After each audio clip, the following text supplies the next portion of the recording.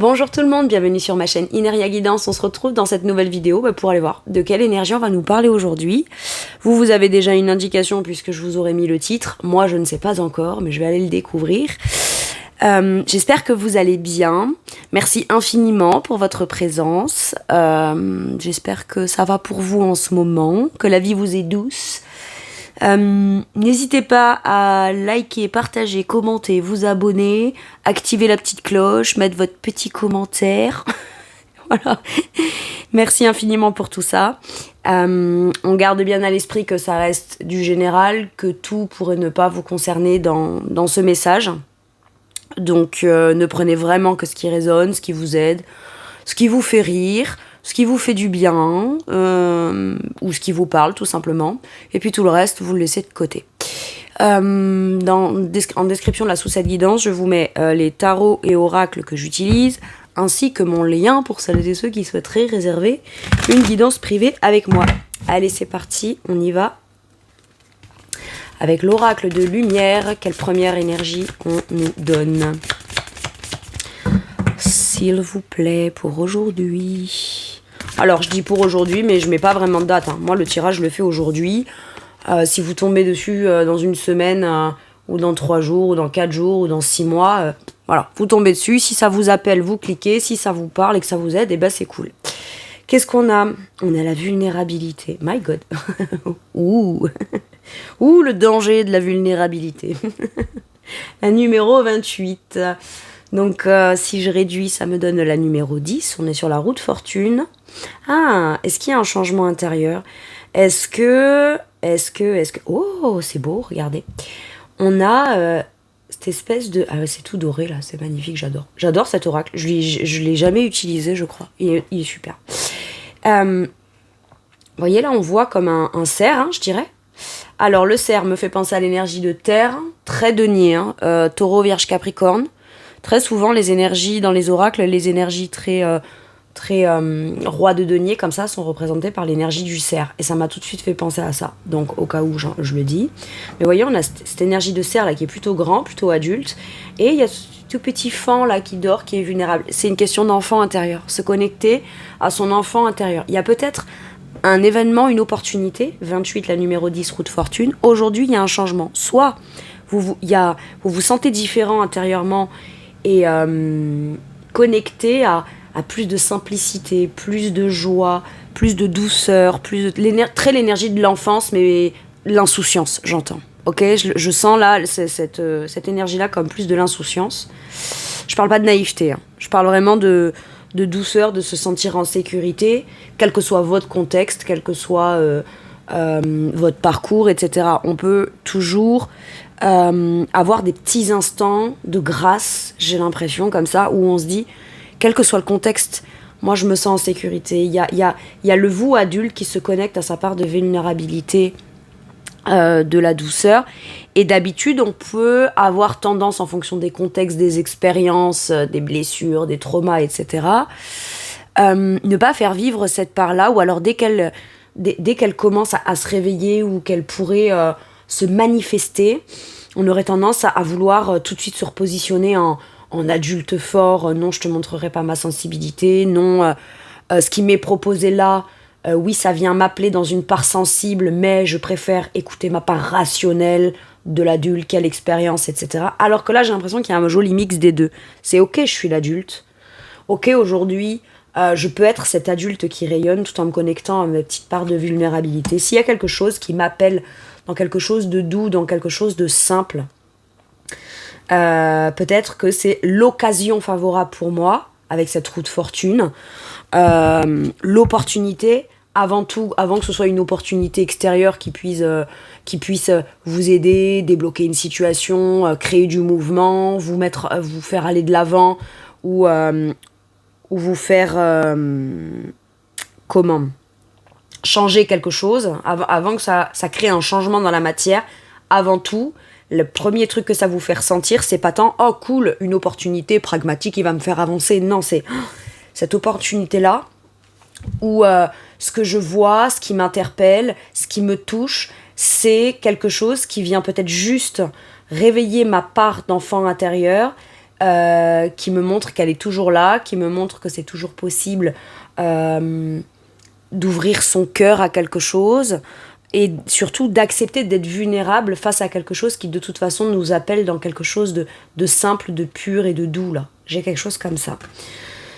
Alors, il y a peut-être certains d'entre vous aussi là à qui on demande peut-être de changer un peu la dynamique. Je m'explique. Admettons que vous avez rencontré quelqu'un ou vous souhaitez absolument un poste, vous voulez postuler, vous voulez communiquer avec quelqu'un parce qu'il y a des choses que vous aimeriez exprimer de l'ordre de quelque chose, comme je vous disais, de très émotionnel, d'ouvert émotionnellement, ou d'en expliquer les enjeux émotionnels pour vous que vous souhaiteriez vivre au travers de postuler dans ce boulot, etc. N'ayez pas peur d'expliquer pourquoi, pour vous, c'est important peut-être émotionnellement. Alors on pourrait me dire là, oui mais bon, expliquer mon émotionnel, dire mes sentiments, dire mes émotions, c'est dangereux, etc. Ça dépend de qui on a en face. Et puis c'est dangereux, pourquoi ? Moi je sens le côté où c'est nécessaire de se reconnecter à sa part de vulnérabilité. Vulnérabilité veut pas dire que vous êtes faible et que vous êtes fragile. Ça veut juste dire qu'on s'autorise et qu'on se permet à se reconnecter à une dimension pure et simple à la base émotionnelle pour pouvoir se présenter extérieurement comme quelqu'un d'entier. C'est pas parce que vous êtes dans votre vulnérabilité qu'en cas où il faudrait vous positionner, vous affirmer, assumer ou revendiquer vos principes, vos valeurs de l'adulte qui a ses expériences et qui sait ce qu'il veut ou qu'elle veut ou pas, voilà, être vulnérable, ça veut pas dire si je me mets dans la vulnérabilité, je suis à la merci quelque part et du coup après je peux pas me positionner. Non, si on cherche à abuser de votre vulnérabilité, à ce moment-là c'est l'adulte qui se réveille et qui dit hop hop hop, un peu comme un parent qui protégerait son enfant.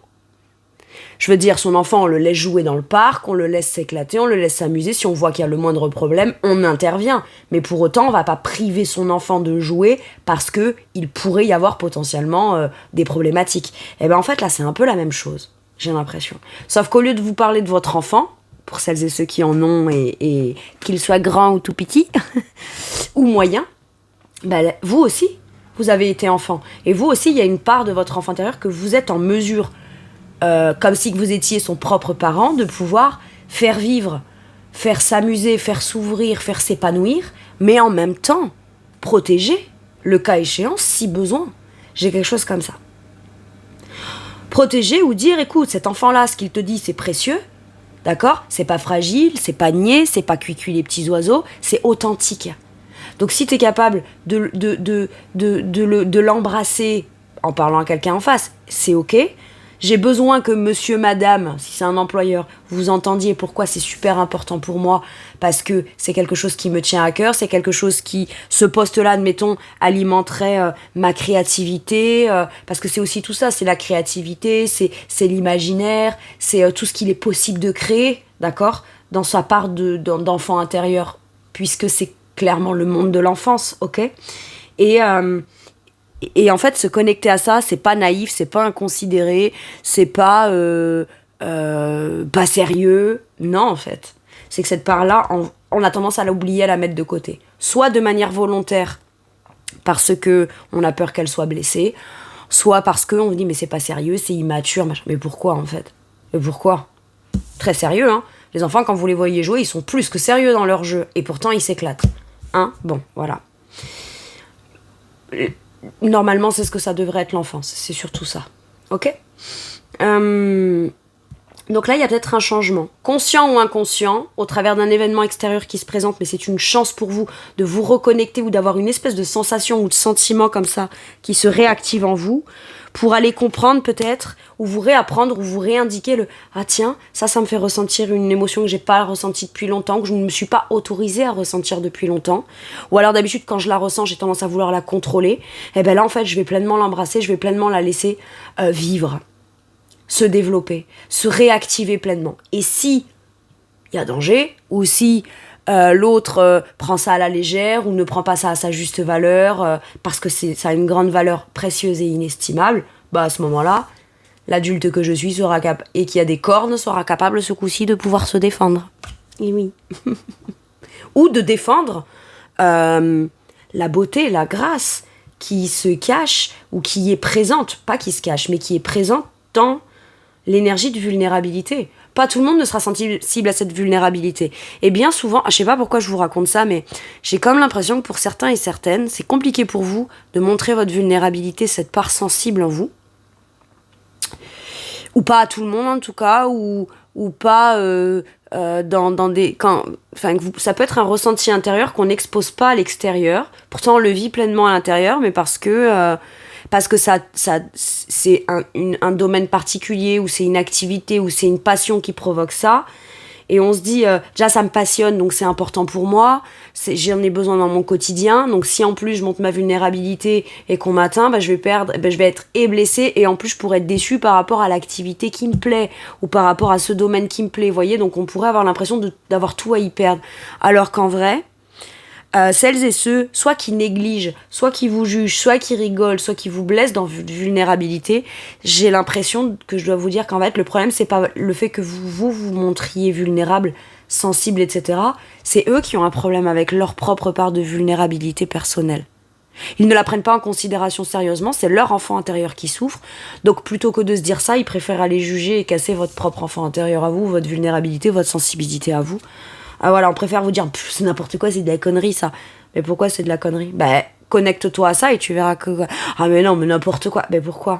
Va voir un psy, mais moi m'empêche pas de vivre ma part de vulnérabilité, mon bonheur, mon instant de grâce, mon instant de créativité, parce que j'ai le droit de vivre des petits instants de douceur comme ça.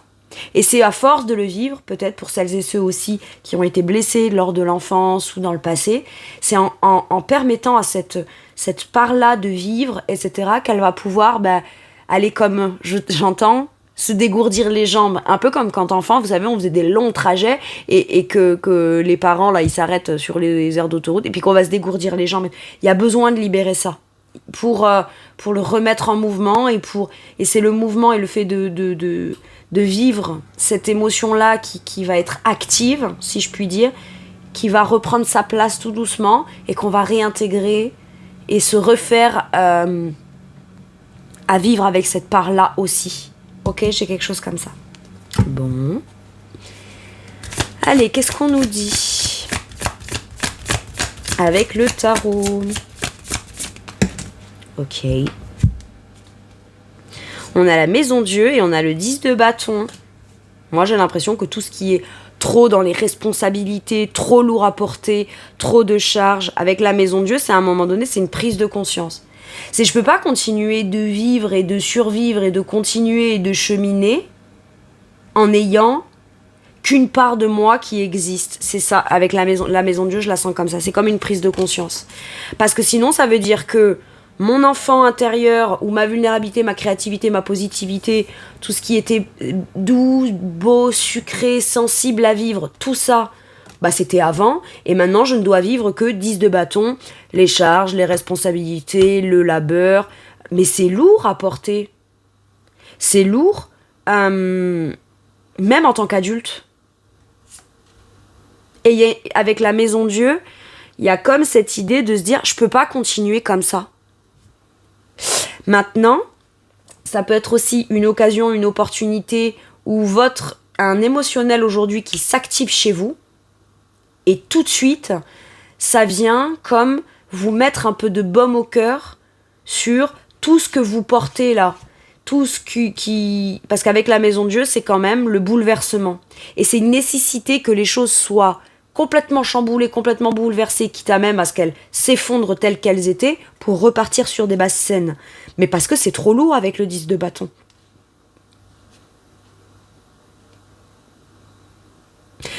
Tout ce qui est extérieur dans les charges et les responsabilités ne dépend pas que de vous, ne devrait pas ou ne doit pas dépendre que de vous. Là, je parle notamment à celles et ceux qui ont des gens autour d'eux, qui ont de la famille, qui ont des amis, qui ont un conjoint, une conjointe, des enfants, vous voyez ? Tout ne doit pas dépendre que de vous dans les tâches, les responsabilités, le quotidien, etc.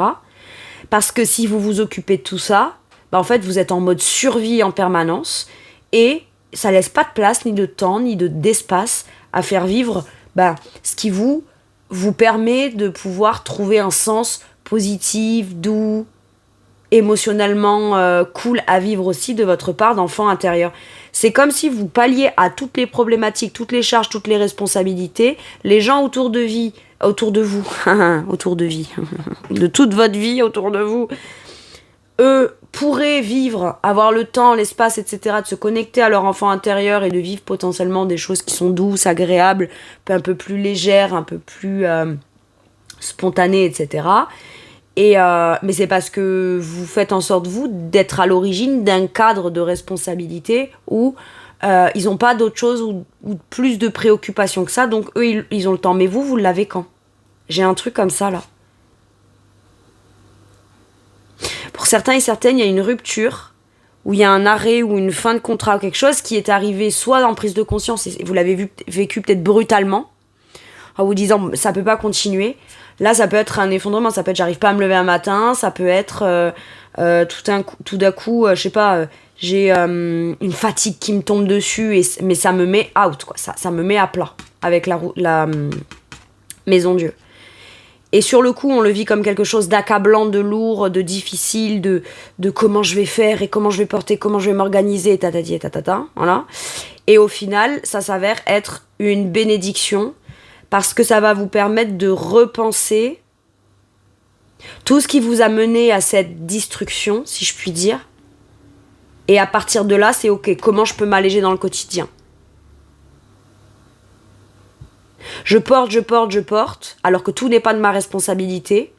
Donc je vais lâcher tout ce qui n'est pas de ma responsabilité, potentiellement déléguer ou remettre chacun à sa place aussi dans des petites parts de responsabilité, ok ?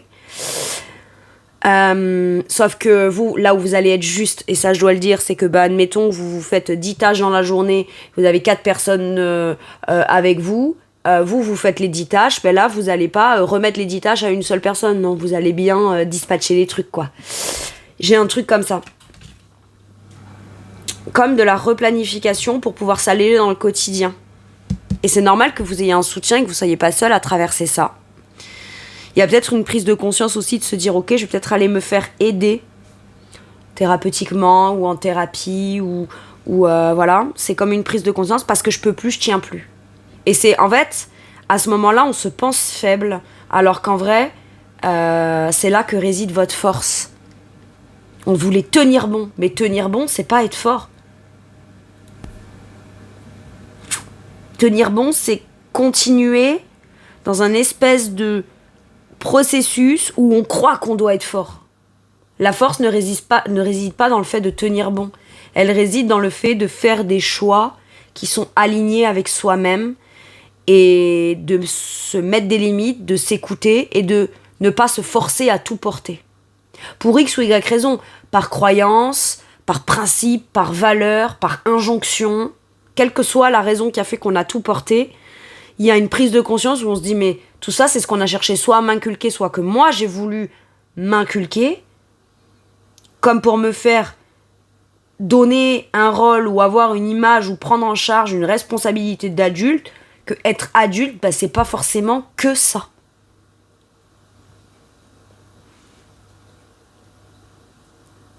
Et je sais pas, il y a un truc avec les enfants. Comme si vous comprenez comment vous pouvez vous écouter, vous autoriser, prendre soin de vous, vous protéger, faire des choix qui sont doux pour vous, parce que de manière naturelle, c'est ce que vous feriez avec vos enfants. Les enfants, on les a pas juste pour les lever le matin de manière robotique, les habiller, les amener à l'école, rentrer, leur faire à manger, le petit bisou juste parce qu'il le faut et bonne nuit, voyez ?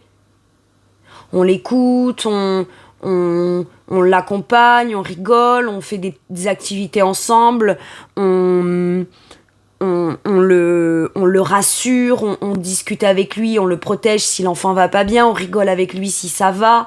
Voyez ce que je veux dire ? C'est pas que des responsabilités. Donc vous, c'est comme si qu'aujourd'hui vous prenez conscience que vous ne devez pas vous occuper de vous que dans l'ordre de ce qui doit être fait.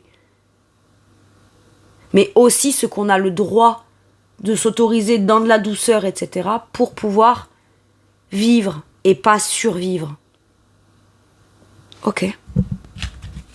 C'est intéressant. Qu'est-ce qu'on a sur le dos du deck ? Le 6 de bâton. On nous parle de succès, de victoire, de reconnaissance, de partage authentique.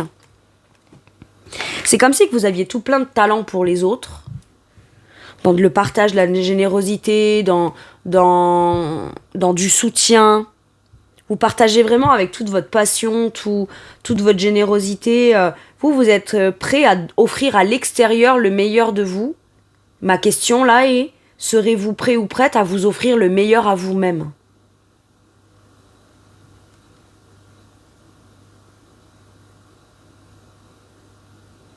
Ok. Bon.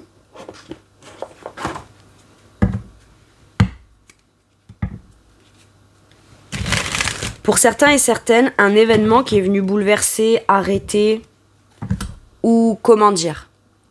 Peut-être que dans les faits et la matière, admettons, le contrat de travail n'est pas arrêté. Mais à la suite de quelque chose, on ne peut plus fermer les yeux sur ce qui dysfonctionne. C'est ça que j'ai. Et à partir de là, plutôt que de porter, de subir et de faire avec, on se dit très bien. Et si ça, ce qui m'a bouleversée, avait pour vocation de me faire prendre une décision dans ce que moi je veux vraiment, mais que je n'ose pas mettre en place. Soit parce que c'est trop lourd en démarche, soit parce que je vais devoir peut-être potentiellement porter un stress quelque temps, le temps que ma nouvelle activité se développe.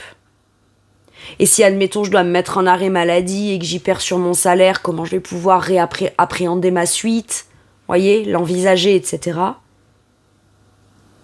Mais si un contexte a fait qu'il doit y avoir quelque chose qui s'arrête, c'est pas pour se requinquer, se retaper et y repartir. J'ai un truc comme ça, là.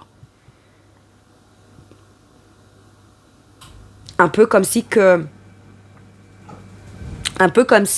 votre enfant vous disait je suis allé à tel endroit, un anniversaire, ça s'est super mal passé, on s'est disputé, machin, ou je sais pas quoi. En fait, vous diriez pas à votre enfant... en fait, je reviens toujours sur ça, mais même pour celles et ceux qui n'ont pas d'enfants, ce serait votre neveu, votre nièce, etc., c'est quelque chose, j'en suis sûre, qui pour vous est évident. Vous direz pas, allez, ok, reviens, tu vas te calmer, et après on te ramène auprès de ceux avec qui ça va pas, ou quoi. Non, c'est, écoute, viens, on rentre à la maison, et c'est ok, t'iras plus là-bas, en fait. Ou je vais faire en sorte de réorganiser le truc pour que t'aies plus forcément besoin d'y aller. Là, je parle potentiellement d'un truc grave, mais la maison Dieu, c'est quelque chose qui, de toute façon, c'est plus possible.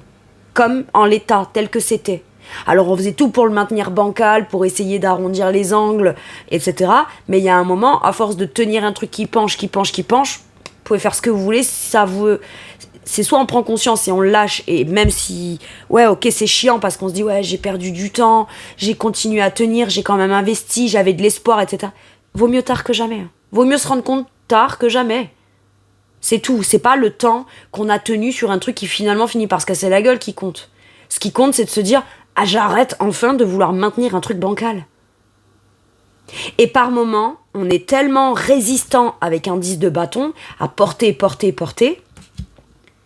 que c'est l'univers qui vous envoie un truc qui vous stoppe. Mais c'est pas pour vous embêter, c'est pour vous dire, puisque tu lâches pas par toi-même, nous, tu vas voir. Sur le coup, ça va te faire bizarre, t'es pas content, tu vas peut-être pas être content ou contente. Mais nous, on va te faire lâcher ça. Parce que quand on va te le faire lâcher, ça va te mettre soit chez toi, soit dans un contexte où t'auras plus envie d'ignorer ce qui dysfonctionne. Donc nous, on va faire en sorte de te faire vivre un truc où t'auras plus et ça à vivre, mais où tu pourras peut-être l'observer de l'extérieur et te dire, ok, je portais ça depuis longtemps, et finalement, c'est un mal pour un bien. Parce que ça me fait lâcher ce qui est dur, lourd, laborieux, que de moi-même, j'aurais tenu bon. Parce que je suis fort ou je suis forte. Mais j'en reviens à ça. Être fort ou forte, c'est pas de tenir bon. En fait, pour certains et certaines, c'est ce que vous dites. C'est ce que vous vous dites. Vous allez vous trouver beaucoup plus fort et forte à décider d'ouvrir votre cœur à ce que vous voulez vraiment faire, être, vivre pleinement, que ce à quoi vous résistez parce qu'il le faut. On arrête des injonctions d'adultes, là. Ok. Soit qu'on se fait à soi-même, soit qu'on vous a fait. soit que l'extérieur a tendance à pouvoir créer en vous, quoi. En gros, ce qu'on vous dit, c'est oui, d'accord, et on fait, quoi. Même si ça vous convient pas. Et vous faites. Mais vous vous épuisez, là. Ça peut être même dans une relation. Ça peut être, je rencontre quelqu'un de nouveau, et à ce moment-là, ce qui vient vous bouleverser, c'est presque le coup de foudre, parce que la maison de Dieu, ça peut être ça aussi, mais un coup de foudre, c'est pas forcément que magnifique à vivre, ça peut être extrêmement bouleversant si on s'est fait l'injonction, ou qu'on s'est dit qu'on se connecterait plus jamais, ou qu'on n'ouvrirait plus son cœur, etc. Et en effet, et là, tout de suite, vous vous rendez compte que finalement, ce qui vous fait vous dire que vous n'allez pas vous connecter à votre vulnérabilité, c'est tout ce que vous portez depuis le passé jusqu'à maintenant. Qui est lourd, c'est toutes les casseroles qu'on se porte sur le dos, là. Qu'on garde bien à se porter comme pour se rappeler pourquoi est-ce qu'il faut surtout pas se reconnecter à son cœur. Vous voyez, c'est un truc un peu comme ça. Et là, on rencontre la personne qui vous interpelle suffisamment pour vous dire « Ah ouais, mais là, j'aurais très envie de m'ouvrir, mais alors du coup, je fais comment ? Parce que j'ai mes casseroles que je porte d'un côté comme pour me rappeler qu'il faut pas que je me reconnecte à mon émotionnel, mais c'est cette personne précisément qui vient me faire « Wouhou, réveiller l'émotionnel. Comment je fais ?» Et ben lâchez ces casseroles. Connectez-vous à votre émotionnel. Et si vous sentez que l'autre, il prend ça un peu à la légère ou pas en considération ou qu'il respecte pas certains principes valeurs, à ce moment-là, non seulement c'est cool, vous aurez lâché vos casseroles, vous vous rendrez compte que la problématique n'est pas d'être connecté à son émotionnel, mais de savoir peut-être à qui on l'accorde en face ou pas, ou comment on l'accorde en face ou pas. Et à ce moment-là, ben, vous pouvez être aussi et le côté vulnérable de l'enfant doux et qui ouvre son cœur, et en même temps cet adulte-là qui sera capable de le protéger au cas où. Ok. Et ouais, ça peut être extrêmement bouleversant de vivre un truc comme ça. Hein. Surtout quand on s'était dit moi non, moi ça pas vraiment, ou c'est pas ma priorité, ou plus jamais. Alors, ça peut ne vraiment pas être une priorité pour certaines personnes. Hein. Mais c'est pas ne pas être une priorité, ça veut pas dire que si ça se présente, la personne elle le rejette. C'est pas ma priorité, mais si ça se présente mais que je vais bien, bah pourquoi je l'accueillerais pas ? Vous voyez ce que je veux dire ? Mais se dire non, c'est pas ma priorité, comme pour se cacher derrière un truc et croire qu'on est en sécurité, c'est sans compter sur l'univers qui va vous dire attends, nous on va te faire rencontrer quelqu'un qui va te faire lâcher. Parce que ce qu'on veut vous faire lâcher, c'est pas que vous vous sentiez en danger ou en difficulté d'ouvrir votre vulnérabilité. C'est que c'est injuste pour vous de ne pas vous connecter à quelque chose de doux et d'émotionnel et de potentiellement joli, ou qu'on puisse construire sur des bases saines, sous prétexte que on porte des trucs du passé qui sont peut-être plus présents dans votre aujourd'hui, quoi. C'est comme la double peine. C'est ok, mon cœur il battra plus, ce sera juste austère, hyper sérieux, hyper dans les injonctions, adulte, etc. Comme ça je serai en sécurité. Ouais, mais est-ce que t'es heureux ou heureuse ? C'est ça là. Donc l'univers il dit attends, attends tu vas voir. Nous on va te les faire lâcher, nous tes résistances. Et après, pour certains et certaines, vous pourriez me dire là, mais si je voulais rencontrer quelqu'un, machin, ça me pèse lourd, je porte tout sur dans mon quotidien, mon célibat commence à me peser, ou alors ça fait très longtemps que je galère, c'est lourd, j'ai en responsabilité mon foyer, c'est moi qui porte tout sur mes épaules, mais j'arrive pas à trouver le truc qui va faire que je vais me sentir mieux et m'alléger, machin. Et finalement, quand on a tendance à faire... Oui, c'est un accablement, où on peut se sentir accablé, mais quand on ne fait plus que focus sur ça, l'univers, à un moment donné, il vous dit « Ah, tu veux plus être accablé ? D'accord, regarde, on va potentiellement t'ouvrir le champ des possibilités à quelque chose de créatif qui résonne avec ton âme d'enfant, etc. Et ça pourrait venir pallier à tes problèmes. Et tu pourrais peut-être gagner de l'argent. Je vous donne un exemple là, d'accord ? Mais si vous avez l'injonction de croire qu'on peut pas gagner de l'argent avec un projet créatif, par exemple, c'est toujours pareil. À ce moment-là, ça veut dire qu'il y a encore des résistances et des trucs qui vous pèsent ou des croyances qui vous pèsent et des choses avec lesquelles on s'afflige un poids, et alors qu'en vrai, je comprends comment les choses pourraient être tellement plus simples. Et je vais m'ouvrir à ça et je vais l'accueillir et moi-même je vais m'y rendre accessible. C'est ça. Et au premier abord, vous pourriez penser, c'est degré ou de force. Mais vous allez en comprendre les bénéfices cachés quand vous l'embrasserez ou quand vous l'accueillerez pleinement ou quand vous y plongerez pleinement, j'ai l'impression.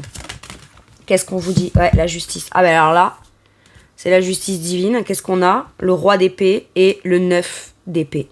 C'est-à-dire que là, j'ai quand même énormément d'épées. Même dans la justice, j'ai une épée là. Donc à un moment donné, c'est quoi ta vérité intérieure?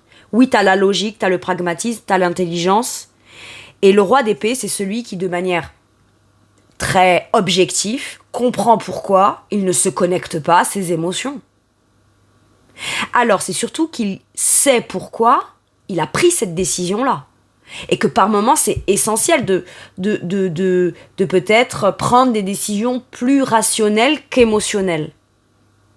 Ou alors, si on est dans un émotionnel qui dysfonctionne totalement et qui est angoissant, pourquoi est-ce que c'est important de trancher plus avec la logique? Parce que la logique doit être au service de l'émotionnel, mais l'émotionnel ne doit pas être comme étouffé par la logique, et la logique ne doit jamais être au-dessus de l'émotionnel. Par contre, la logique a le droit de décider au profit de l'émotionnel, pour que l'émotionnel soit se retrouve de nouveau en sécurité, soit puisse être déployé dans un espace qui est beaucoup plus juste et plus intègre. La vraie justice, c'est de vivre l'émotionnel. Sinon, c'est double peine. Et d'ailleurs, c'est plus que double peine parce qu'on est quand même dans un 9 d'épée. Le 9 d'épée, c'est quand même ce qui m'angoisse, ce qui me tracasse, tout ce que j'envisage de pire, même si ça se présente sous les meilleurs augures, je l'envisage toujours de manière pire, parce que comme ça, au moins, je suis parée au cas où. Et si je prends cette décision, que je sais devoir être la bonne, la plus juste pour moi, qu'est-ce que je vais vivre de difficile, de compliqué? Moi, j'ai juste une question là. Dans tout ça, où est passée votre foi? C'est la foi là. Et la foi, elle réside pas dans ce qui se matérialisera, oui ou non, dans la suite.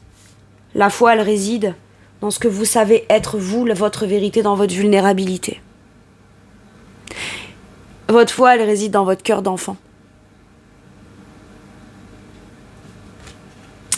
Et là, je suis émue. Ok. Et être dans sa foi et dans son cœur d'enfant, quand je parle de la foi, je parle pas que de la foi religieuse. Pour certains et certaines, oui, hein. Mais je parle du fait d'y croire, quoi.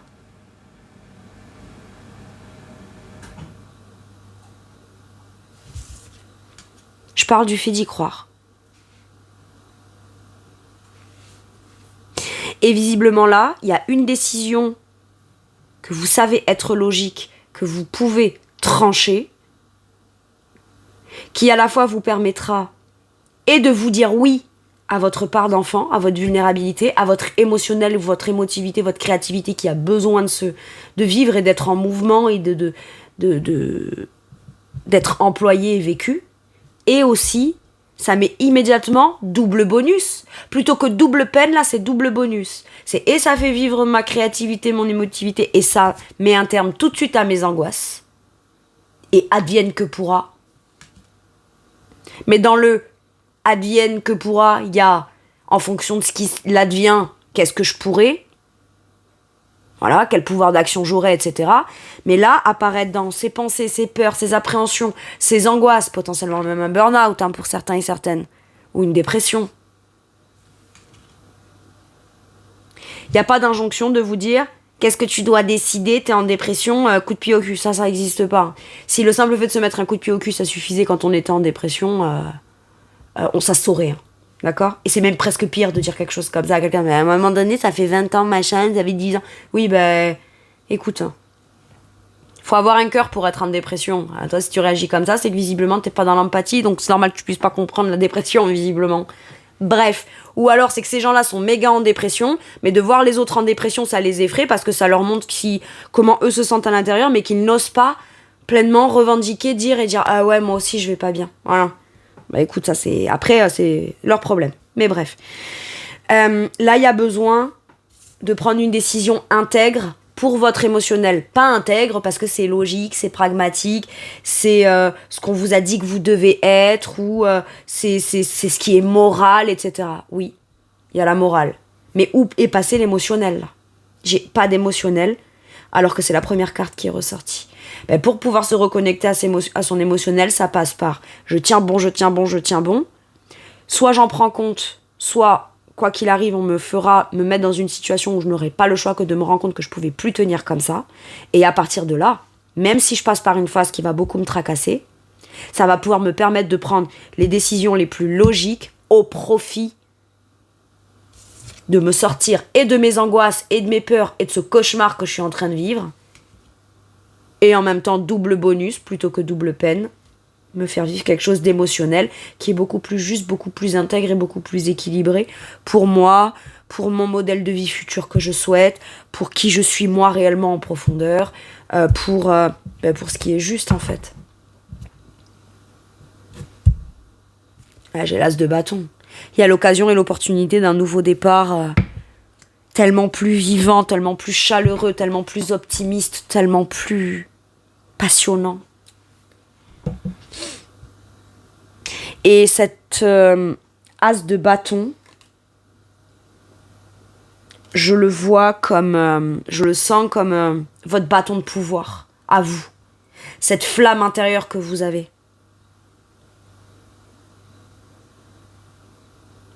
Ok.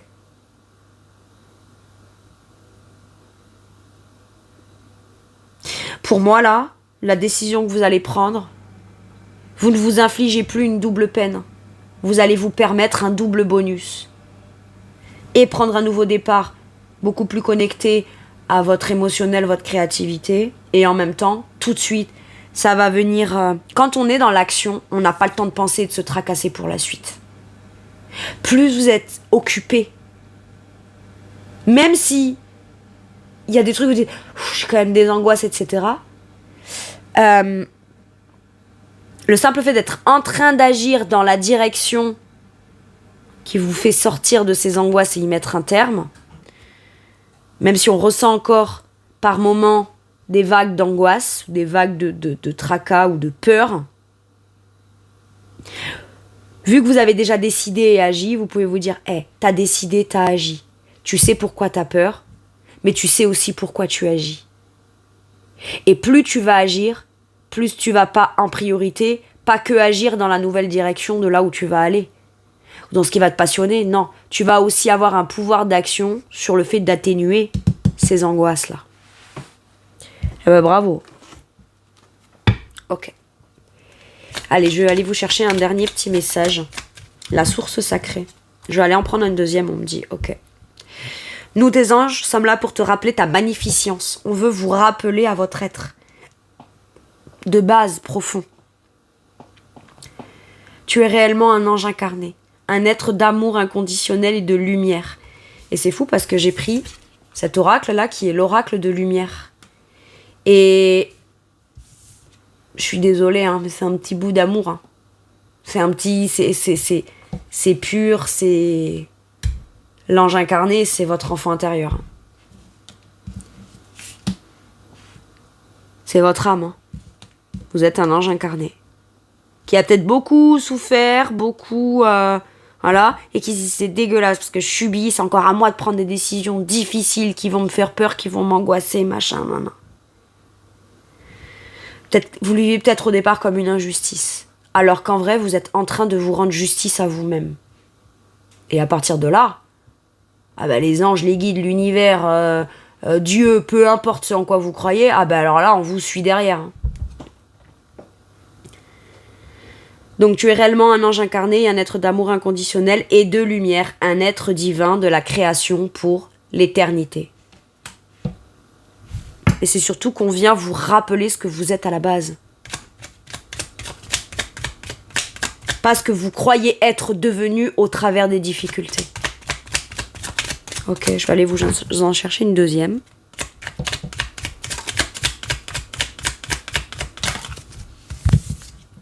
La vérité. Je vous l'ai dit, là, il y a un gros truc de vérité. La meilleure façon de traverser ton épreuve, actuelle est de dire la vérité. Il y a des vérités qui feront plaisir et il y en a d'autres qui feront pas plaisir. Ça fait plaisir, tant mieux. Si ça fait pas plaisir, en quoi c'est votre problème?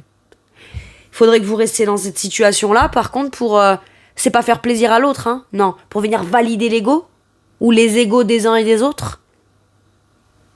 La vérité, c'est l'âme, hein. C'est pas l'ego. Contrairement à ce que tu penses, personne ne sera blessé si tu exprimes exactement ce que tu ressens. Ta vulnérabilité, ta sensibilité, ta vérité intérieure et ton cœur.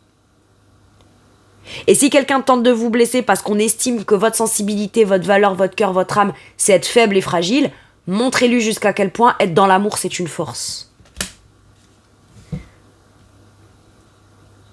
Parce que c'est peut-être ça aussi que vous êtes destiné à aller démontrer à certaines personnes. En d'autres decks, on a la transformation. À travers le merveilleux amour qui te tend les bras, tu te transformes à chaque moment vers toujours plus de lumière, toujours plus d'unité, toujours plus de sagesse. C'est beau. Voilà, écoutez, c'est tout pour moi, pour ce message d'aujourd'hui. Je vous remercie de m'avoir écouté. Je vous fais tout plein de gros bisous.